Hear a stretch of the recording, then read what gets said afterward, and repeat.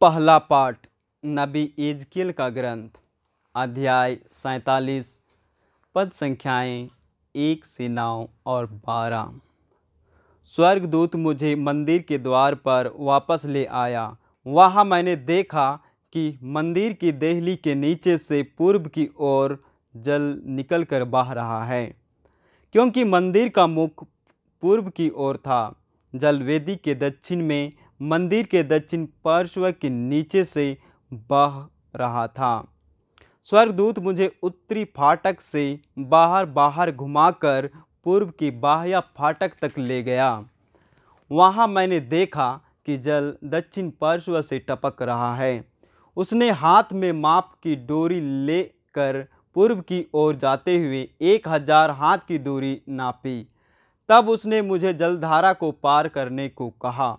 पानी टखनों तक था। उसने फिर 1000 हाथ नापकर मुझे जलधारा को पार करने को कहा। पानी घुटनों तक था। उसने फिर 1000 हाथ नापकर मुझसे जलधारा को पार करने को कहा। पानी कमर तक था। उसने फिर 1000 हाथ की दूरी नापी। अब मैं उस जलधारा को पार नहीं कर सकता था। पानी इतना बढ़ गया था कि तैरकर ही उसे पार करना संभव था। उसने मुझसे कहा, मनुष्य के पुत्र, क्या आपने देखा? तब वह मुझे ले गया और बाद में उसने मुझे फिर जलधारा के किनारे पर पहुंचा दिया। वहां लौटने पर मुझे जलधारा के दोनों तटों पर बहुत से पेड़ दिखाई पड़े। उसने मुझसे कहा, यह जल पूर्व की ओर बहकर अरबा घाटी तक पहुंचा और समुद्र में गिरता है। यह उस समुद्र के खारे पानी को मीठा बना देता है। यह नदी जहाँ कहीं गुजरती है, वहाँ पृथ्वी पर विचरने वाले प्राणियों को जीवन प्रदान करती है। वहाँ बहुत सी मछलियाँ पाई जाएगी, क्योंकि यह धारा समुद्र का पानी मीठा कर देती है और जहाँ कहीं भी पहुँचती है जीवन प्रदान करती है। नदी के दोनों तटों पर हर प्रकार के फलदार पेड़ उगेंगे। उनके पत्ते नहीं मुरझाएंगे और उन पर कभी फलों की कमी नहीं होगी। वे हर महीने नए फल उत्पन्न करेंगे, क्योंकि उनका जल मंदिर से आता है। उनके फल भोजन और उनके पत्ते दवा के काम आएंगे। यह प्रभु की वाणी है। ईश्वर को धन्यवाद। भजन अनुवाक्य। विश्वमंडल का प्रभु हमारे साथ है। याकूब का ईश्वर हमारा गढ़ है। ईश्वर हमारा आश्रय और सामर्थ्य है। वह संकट में सदा हमारी सहायता करता है। इसलिए हम नहीं डरेंगे, चाहे पृथ्वी काँप उठे, चाहे पर्वत समुद्र के गर्त में खिसक जाएं। अनुवाक्य। विश्वमंडल का प्रभु हमारे साथ है। याकूब का ईश्वर हमारा गढ़ है। एक नदी ईश्वर के नगर का, सर्वोच्च ईश्वर के पवित्र निवास स्थान को आनंदित कर देती है। ईश्वर उस नगर में रहता है। वह कभी नष्ट नहीं होगा। ईश्वर प्रातःकाल उसकी सहायता करता है। विश्वमंडल का प्रभु हमारे साथ है। याकूब का ईश्वर हमारा गढ़ है। विश्वमंडल का प्रभु हमारे साथ है। याकूब का ईश्वर हमारा गढ़ है। आओ प्रभु के अपूर्व कार्यों का मनन करो। वह पृथ्वी पर महान चमत्कार दिखाता है।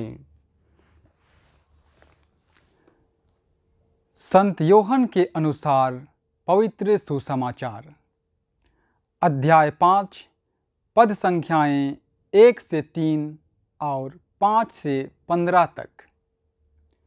उसी क्षण वह मनुष्य अच्छा हो गया। यीशु यहूदियों के किसी पर्व के अवसर पर यरूशलेम गए। यरूशलेम में भेड़ फाटक के पास एक कुंड है, जो इब्रानी भाषा में बेथेस्दा कहलाता है। उसके 5 मंडप हैं। उनमें से बहुत से रोगी, अंधे, लंगड़े और अर्धांग रोगी पड़े हुए थे। वहाँ एक मनुष्य था जो 38 वर्ष से बीमार था। यीशु ने उसे पड़ा हुआ देखा और यह जानकर कि वह बहुत समय से इसी तरह पड़ा हुआ है, उससे कहा, क्या तुम अच्छा हो जाना चाहते हो? रोगी ने उत्तर दिया, महोदय, मेरा कोई नहीं है जो पानी के लहराते ही मुझे कुंड में उतार दे। मेरे पहुंचने से पहले ही उसमें कोई और उतर पड़ता है। यीशु ने उससे कहा, उठकर खड़े हो जाओ, अपनी चारपाई उठाओ और चलो। उसी क्षण वह मनुष्य अच्छा हो गया और अपनी चारपाई उठाकर चलने फिरने लगा।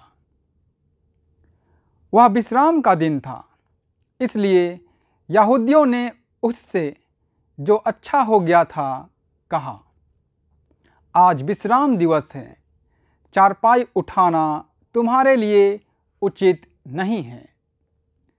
उसने उत्तर दिया, जिसने मुझे अच्छा किया उसने मुझसे कहा, अपनी चारपाई उठाओ और चलो।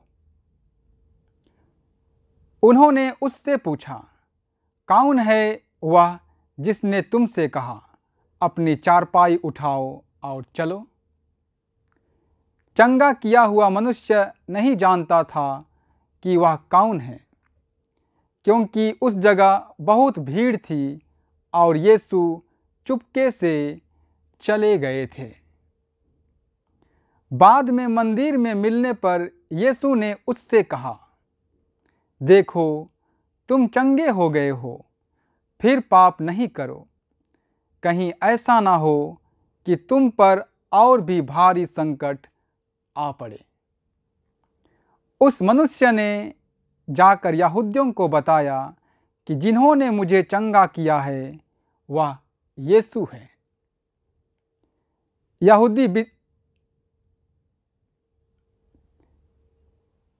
यहूदी यीशु को इसलिए सताते थे कि वह विश्राम के दिन ऐसे काम किया करते थे।